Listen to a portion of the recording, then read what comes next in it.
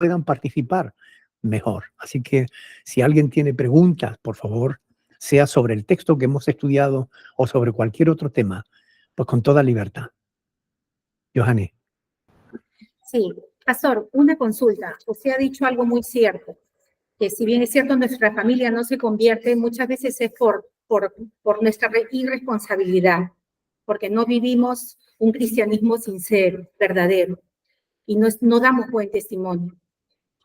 Pero yo digo, en mi caso, en algunas oportunidades yo he confrontado a mi familia con este tema. Y más que nada de confrontarlos por qué ellos no siguen al Señor, ha sido para que me digan si es que soy yo quien estoy siendo piedra de tropiezo para ellos. Yo digo, sería una buena idea que nosotros, en mi caso, podría volver a decirles, ¿no? Porque a veces creemos que estamos andando bien, pero no lo estamos haciendo. Y el mejor termómetro que podemos tener son las personas que nos rodean, porque con ellos estamos las 24 horas. Sería bueno que nosotros le preguntáramos a nuestra familia qué es lo que ven mal en nosotros. Esa es mi consulta. Bueno, sería bueno que le preguntásemos si ellos ven, porque las familias son los que nos conocen y precisamente como el Señor Jesús dice, nadie es profeta en su propia tierra, pero conocer la opinión que tienen de nosotros pueden ayudarnos a saber si hay algo de verdad en lo que dicen. Porque recuerden, de Jesús hablaron muchísimo sus vecinos y nada bueno, pero eran mintiendo, es decir, Jesús nunca hizo nada malo. La palabra de Dios dice en Hebreos que fue tentado en todo, mas no pecó. A pesar de comer y de beber, él no hacía absolutamente nada malo. Ni él era hijo de fornicación, porque sabemos que fue engendrado por el Espíritu Santo y no por ningún vecino. Y sabemos que él nunca jamás hizo nada malo. Por tanto, podemos preguntarle a nuestra familia. Alguien, Rocío, ¿puedes quitar el micrófono, por favor? Es que está metiendo mucho ruido. Ahora, gracias. Decía, podemos preguntarle, nos van a acusar de cosas que a lo mejor no hemos hecho, nos van a decir cosas que no tienen nada que ver con la realidad. Pero si dicen algo que tenga sustento, que sea real, ahí sí que debemos cambiar, que debemos procurar, pues de alguna manera corregir nuestro testimonio de modo que no seamos tropiezo para los demás, ¿no? ¿Ok? Sí, gracias, pastor. Mariela le va a hacer una pregunta también. Ahí le paso. Pastor, buenas tardes, buenas noches, ¿no? Y hermanos a todos. Quería hacer una pregunta, pastor.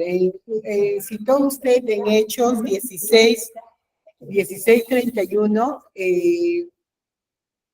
cree en el Señor Jesucristo y serás salvo tú y tu casa. ¿A qué se refería eso? Y quería aprovechar también, es que es cierto que a veces los que más de repente han sido no beneficiados, ¿no? Sino han hallado gracia de Dios en sanidad. Por ejemplo, en el caso mío, siento en que mi familia, por ejemplo, mi esposo hace muchos años fue diagnosticado con cáncer en las tiroides y de ahí hizo una metástasis en el mediastino, ¿no? Entonces, gracias a Dios, él fue tantos años, pues, ¿no? Como se llama, operado, ¿no? Cuidado en casa y también respaldado en oración con todos los hermanos, pero siento que como que no está tan comprometido así, como que, ¿no? Entonces, a veces eso me duele, ¿no?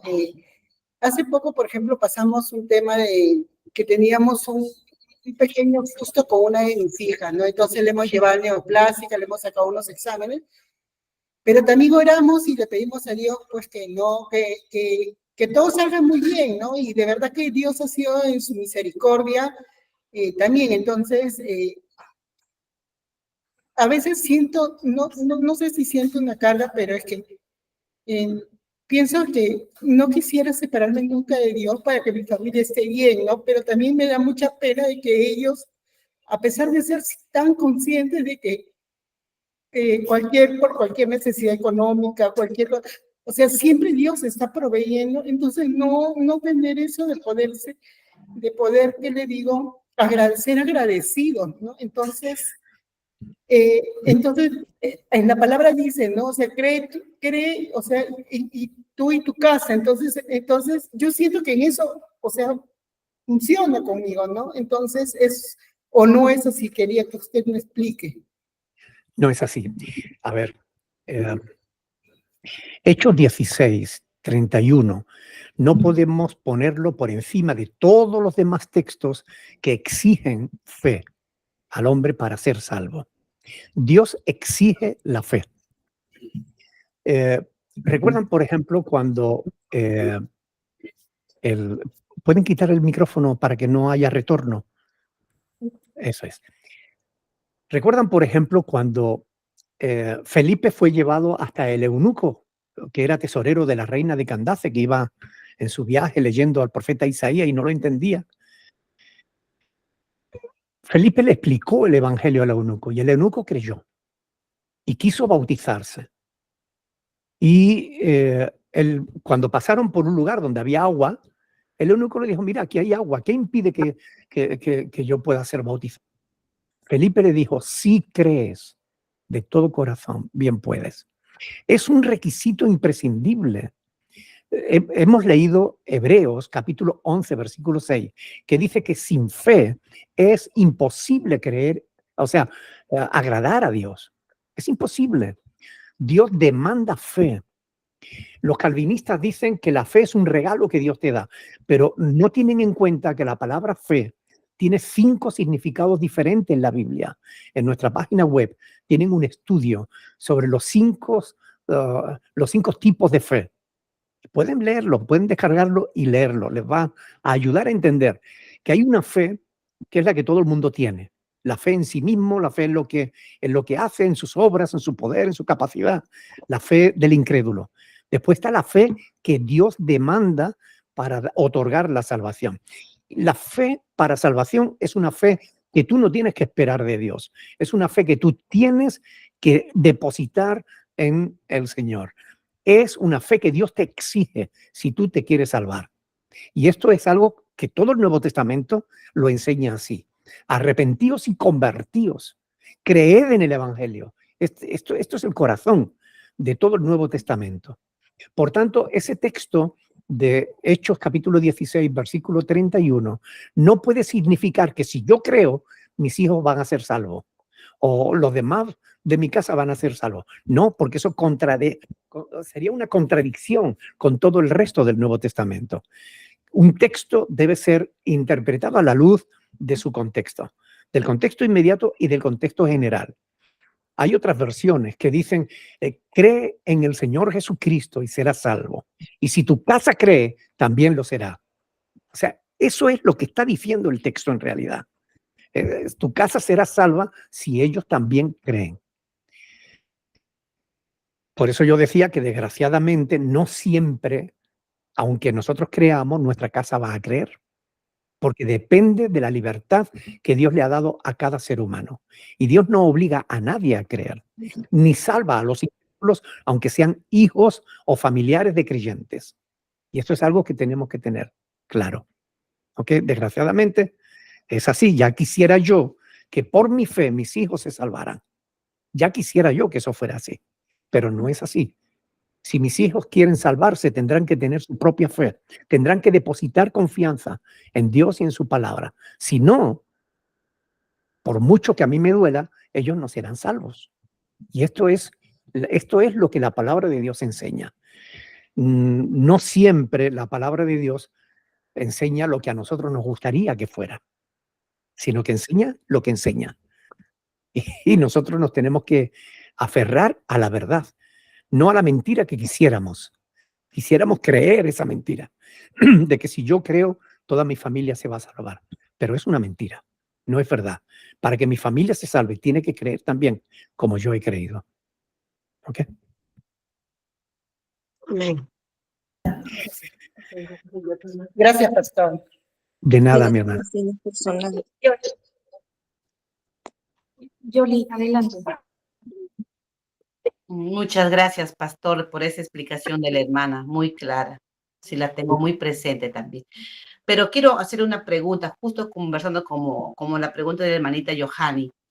Pastor, en mi caso, mire, yo siempre escuché y me lo han dicho. Quizás no sé si es una virtud o un defecto mío, que digo las cosas como son. O si veo algo, yo trato de aclararla de acuerdo a la palabra y veo de lo que veo que pueda estar mal, ¿no? Entonces, a mí siempre me han dicho cuando así interfiero en algo o veo que la otra persona tiene razón y hablo, me dicen que soy, o sea, me insultan de pecadora, que me mandan a leer mi Biblia, qué clase de cristiana soy. O sea, ser cristiana es callarme ante las injusticias. Ser cristiana quiere decir que, pastor, yo veo que alguien está acusando injustamente a una amiga, a un amigo, y yo me meto a decir que no es así, que no es como ella dice o como tal persona dice. ¿Es malo? O sea, el hecho de que yo sea cristiana, tengo que callar y agachar la cabeza ante todas las injusticias, pastor, y por eso la gente me insulta. Ah, ¿qué clase de cristiana? Mira, anda, sigue leyendo tu Biblia, anda, sigue haciendo tu publicación en tu fe. O sea, yo tengo que callarme ante esas cosas por el hecho de decir que soy cristiana. O, por ejemplo, mi esposo que todavía vive en mi casa, si yo le digo algo, él me dice, ahí está tu Dios, pues tu Dios, ¿qué clase de cristiana eres? Yo muchas veces le he explicado, el hecho de que yo sea cristiano, yo no me voy a callar de tus injusticias, Fernando. Yo le explico, ay, tu cristiana, anda, clama a tu Dios. O sea, por el hecho de que decir que yo soy cristiana, yo me voy a quedar callada, pastor. Eso es lo que quiero que usted me haga, porque a veces me duele el alma cuando me dicen así. Y Bien. vengo y me pongo a orar, porque ya no sé qué hacer, ¿no? Yo se lo entrego a Dios todo y le digo, Bueno, ya Señor, entendí la ay, pregunta, mi hermana. sí, Ya entendí la pastor, pregunta. gracias, pastor. Ok.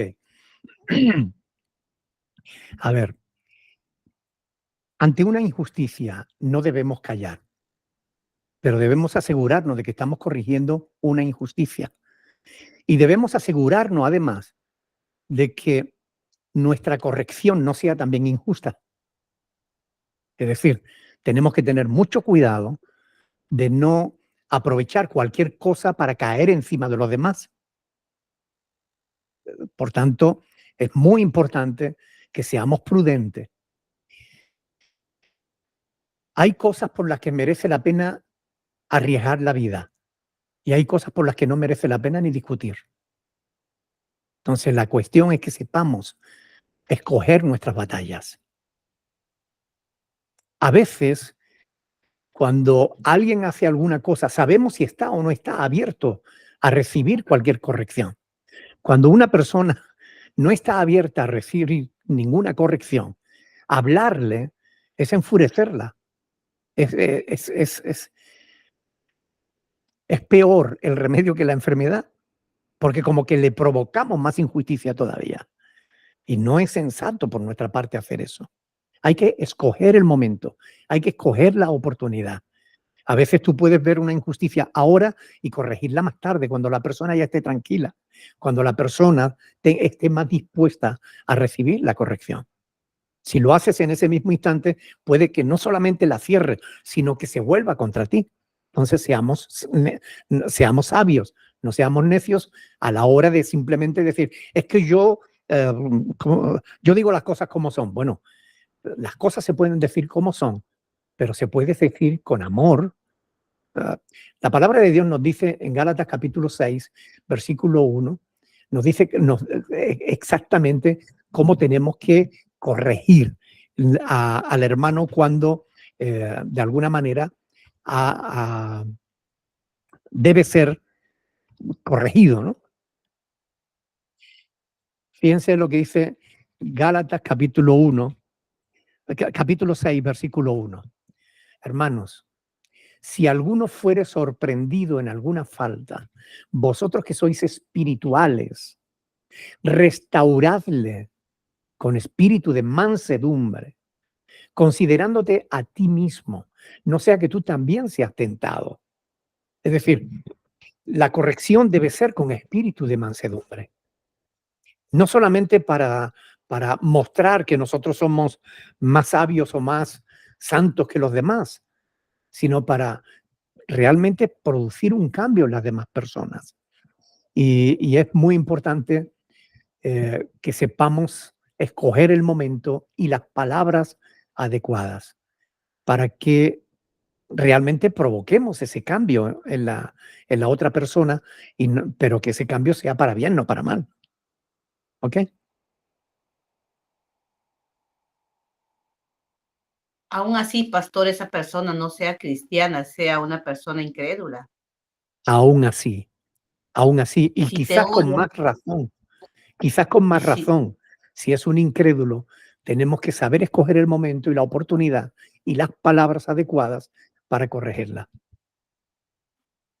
Porque tenemos el deber de ser de testimonio. Y no es solamente cuestión de decir, eso está mal y punto, no, sino queremos que haya un cambio en su vida, provoquemos ese cambio, pero hagámoslo con mansedumbre, como dice la palabra, ¿no? Considerándonos a nosotros mismos, porque mañana puede que seamos nosotros los que tengamos que ser corregidos. Y nos gustará o nos gustaría que nos corrigieran de la manera adecuada, ¿no? Sobre todo teniendo en cuenta lo que dice la palabra del Señor, ¿no? Corrige aparte, a solas, con buenas palabras, sin necesidad de cortar cabeza, ¿no? Porque no es a eso a lo que Dios nos llama, ¿no? gracias, pastor. Eso voy a tratar. Gracias. Muy bien. De nada, mi hermana. Rocío, Bendiciones, pastor y hermano. igualmente. Estamos agradecidos a usted por la dedicación que pone para enseñarnos. Y quiero hacerle, sobre la enseñanza entendimos perfectamente todo, gracias a Dios, no tenemos ninguna pregunta. Quería preguntarle sobre Mateo 21, 22, 21, que dice, le dijeron de César y les dijo, dad pues a César lo que es de César y a Dios lo que es de Dios, que aquí lo usan para manipularnos sobre el diezmo, para el diezmo. La otra pregunta es, en Juan 7:24, que dice, no juzguéis según las apariencias, sino juzgad con justo juicio. Gracias, pastor. De nada, Rocío. Bueno, el primer texto, una de las claves fundamentales a la hora de poder interpretar correctamente las escrituras, es que un texto debe ser interpretado a la luz de su contexto. Y si nosotros tenemos en cuenta el contexto de Mateo capítulo 22, ahí de lo que se habla es de tributo. No se habla de diezmo, se habla de tributo. Y dice, entonces se fueron los fariseos, versículo 15, consultaron cómo sorprenderle en alguna palabra. Y le enviaron los discípulos de ellos con los herodianos, diciendo, maestro, sabemos que eres amante de la verdad y que enseñas con verdad el camino de Dios y que no te cuidas de nadie porque no miras la apariencia de los hombres. Dinos pues, ¿qué te parece? ¿Es lícito dar tributo a César o no? Pero Jesús, conociendo la malicia de ellos, les dijo, ¿por qué me tentáis, hipócritas? Mostradme la moneda del tributo. Y ellos le presentaron un denario. Y entonces les dijo, ¿de quién es esta imagen? Y la inscripción. Y le dijeron, de César. Y le dijo, dad pues a César lo que es de César y a Dios lo que es de Dios. Y oyendo esto se maravillaron y dejándole se fueron.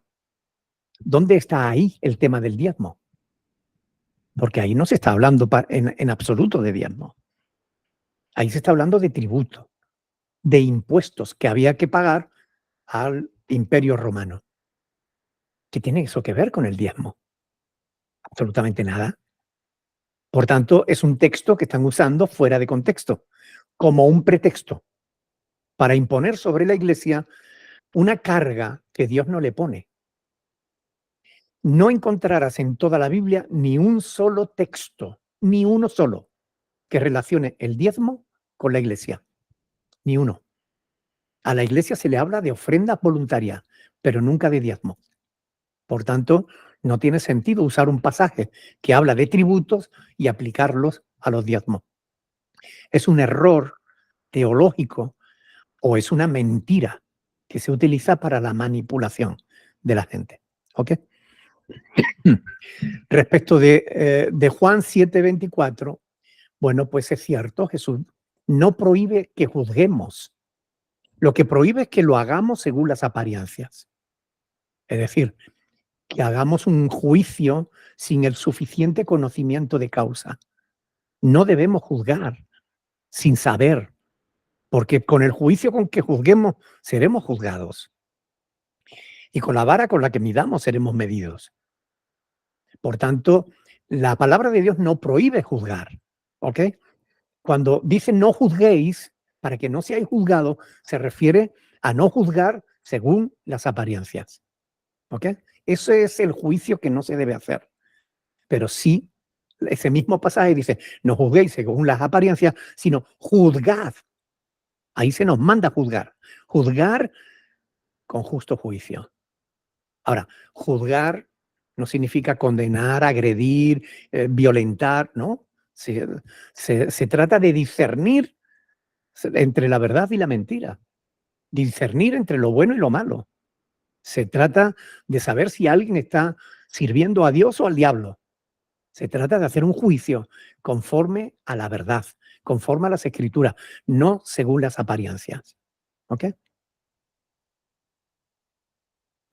Gracias, pastor, muy amable. Bendición. De nada, mi hermana. Johanny. Sí, Victoria le va a hacer una pregunta, pastor. Buenas Muy bien, tardes. adelante, mi hermana. Yo tengo a mi hermana que vive en Argentina. Entonces siempre le comentaba de la palabra de Dios, o sea, más que nada de personajes de la Biblia, ¿no? Para que ella me preguntaba y yo le decía. Y yo le digo, ¿por qué no asistes, Mónica, a una iglesia allá en Argentina, una iglesia cristiana? Anda. Y ¿sabes lo que me contestó? Me dijo, no, porque por respeto a mi mamá y a mi papá, ellos me inculcaron el catolicismo, y por ellos no lo hago. Entonces, yo no supe qué responderle, ¿no? En ese momento, pero usted explíqueme, ¿cómo podría yo decir? Gracias, pastor. Muy bien, muchas gracias por la pregunta. Bueno, por respeto a su papá y a su mamá, no es una excusa para no conocer a Dios. A nadie le debemos más respeto que al Creador. ¿Ok? A nadie le debemos más respeto que a Dios. Tu papá y su mamá le enseñaron lo que ellos creían, lo que le habían enseñado a ellos. Pero a la luz de las escrituras, lo que le enseñaron a ellos y lo que ellos le enseñaron a ella era un error. Unos por desconocimiento, otros por tradición, otros por otras razones. En realidad, le enseñaron una mentira. Le enseñaron a adorar imágenes, a creer que un hombre es imagen de Dios, o sea, que el Papa representa a Dios y que una serie de cosas que son contrarias a la verdad. Que para arrepentirse de sus pecados tendría que ir a un hombre y contarle sus pecados, cuando la Biblia dice que debemos confesar nuestros pecados al Señor, como el Salmo 32, etc. Por tanto, por respeto, el respeto tiene una jerarquía. Un hermano tiene que respetar al que es mayor, pero aún el hermano mayor tiene que respetar a sus padres.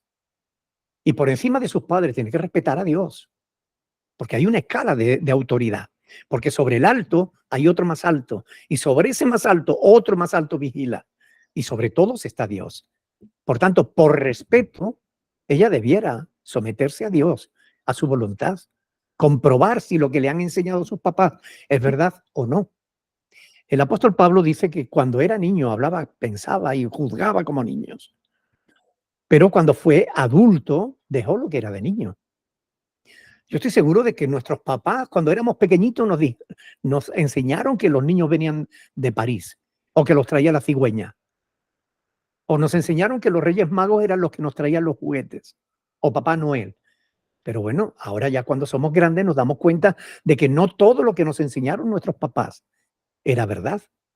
Por tanto, lo sensato no es simplemente estar en una tradición religiosa sin querer comprobar qué parte de eso es verdad o qué parte es mentira. Lo sensato es analizarlo a la luz de las escrituras, ya que Dios nos ha dejado su palabra, lo analizamos a la luz de las Escrituras y nos damos cuenta de qué cosas son verdad y qué cosas no son verdad. De ese modo crecemos, maduramos y avanzamos en nuestra vida. ¿Ok?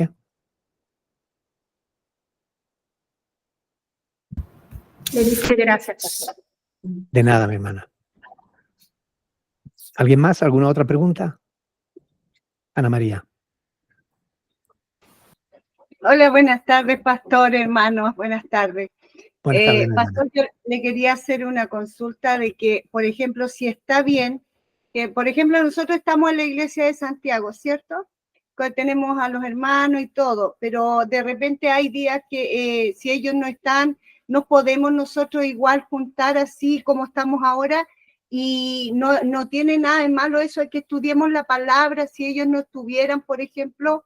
O, por ejemplo, si yo estoy con una de las hermanas y estamos estudiando la palabra todas las noches, orando, o con la misma hermana que yo estoy en Pucón, nos hablamos, estudiamos la palabra, yo tengo que pedirle autorización a los chicos, a usted como es nuestro pastor, para hacer eso, o la gente también que estoy acá ayudando mucho ahí donde yo tengo mi local en Pucón, les hablo la palabra, les ayudo. Estoy estudiando mucho con usted todas las prédicas y tratando de llevarle la sana doctrina también. Viene mucha gente a mi casa, amiga, y estamos estudiando igual la palabra, le hablo, le muestro sus videos. ¿Está bien eso? ¿Yo tengo que pedirle autorización a usted o a los chicos igual para hacerlo? ¿O estoy haciendo algo incorrecto? Quería saber eso, pastor. Muy bien. Gracias por la pregunta, Ana María. La palabra de Dios dice que Dios ha establecido autoridades en la iglesia, ¿ok? Y deben ser respetadas las autoridades que Dios pone en su iglesia. No es que le tenga que pedir permiso, pero al menos informarlo, ¿no? Y desde luego, si vas a enseñar en tu casa o vas a enseñar en algún lugar a otras personas, lo que te tienes que asegurar muy bien es de que no vas a contradecir la palabra de Dios. Es decir, que vas a enseñar lo correcto. De que si vas a dar un consejo, lo des conforme a la verdad que está revelado en la palabra de Dios. Y esto es fundamental, ¿no? Es decir, no podemos sacar tampoco a las personas que están en un grupo para traerlos a nuestro grupo. Eso no es correcto. O sea, simplemente respetemos el orden establecido por Dios, porque una de las cosas fundamentales que el enemigo utiliza contra la iglesia son las divisiones.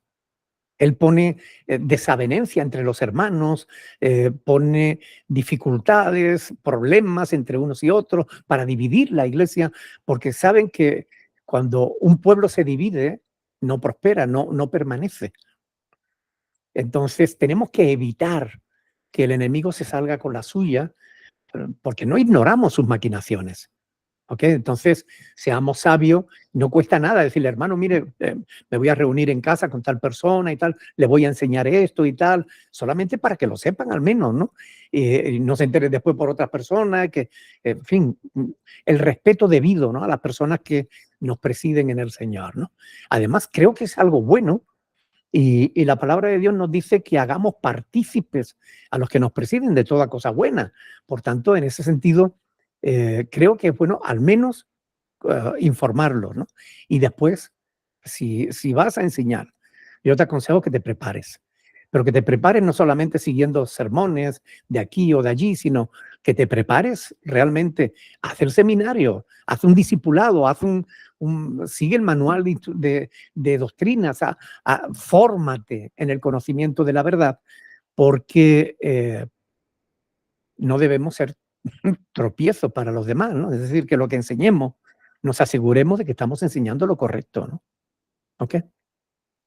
Sí, pastor. Eso, bueno, acá como yo estoy solita en Pucón, usted la otra vez cuando yo le pedí consejería, usted me dijo que invitara gente a mi casa y que oráramos, y eso he estado haciendo. Entonces he estado orando, pero esa misma gente pide muchos consejos y pregunta mucho. Entonces por eso yo quería saber.